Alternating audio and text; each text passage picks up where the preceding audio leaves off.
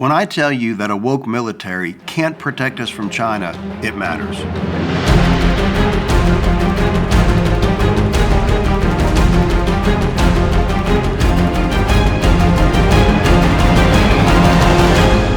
Hello and welcome back to another episode of Common Sense with Brian Christine. Secretary of Defense Lloyd Austin has threatened to bar 40,000 National Guard troops and 22,000 reservists from service. He plans to bar them from training, he plans to cut their pay, and to keep them from training and contributing to our national defense preparedness. Now, why is he doing that? Because these individuals have refused to get a COVID-19 vaccine. Now, Secretary Austin says, well, if you have a medical exemption or if you have a religious exemption, then you're fine. But here's the thing. 53 guardsmen and reservists have asked for medical exemption and 6 have been given. Of the over 3,000 requests for religious exemption, none have been given.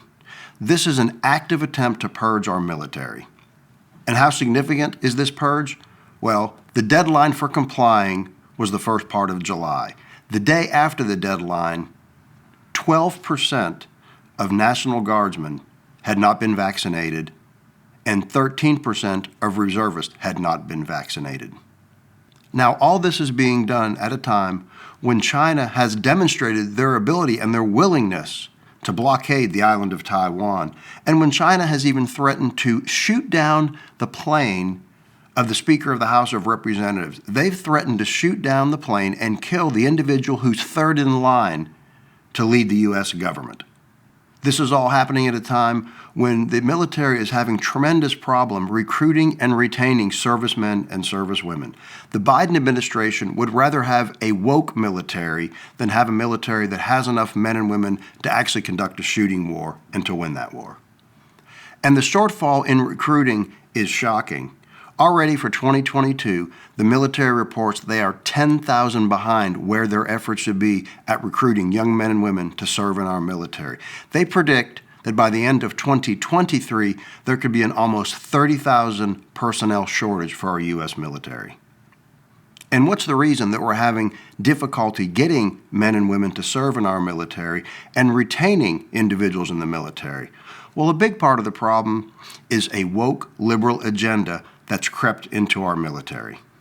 The young men and women who traditionally sign up and serve in our military are absolutely turned off by a General Milley who thinks it's more important to read books that tell you why you are a racist than to actually train and learn how to fight a war. They're turned off by a defense secretary that wants to force young men and women to take a vaccination that has been shown not to prevent COVID and has also been shown not to prevent the spread of COVID. But he wants to force men and women to bend a knee and to take a vaccination that they probably don't need in the first place. And the young men and women who typically sign up for our military, they are absolutely turned off by a commander-in-chief who disrespected the military and embarrassed our country with his utter and complete failure in Afghanistan.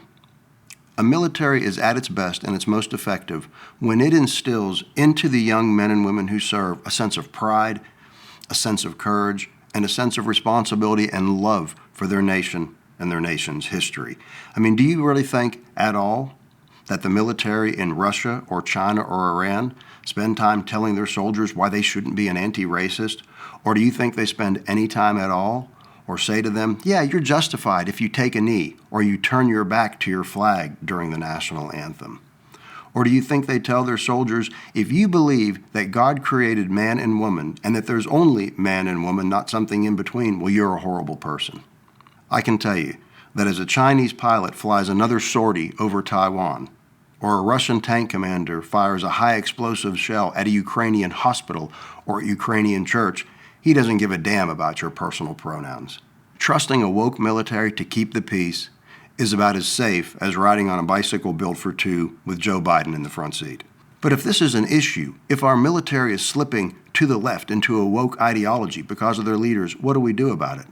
Well, we absolutely have to have strong conservative leadership in our civilian government.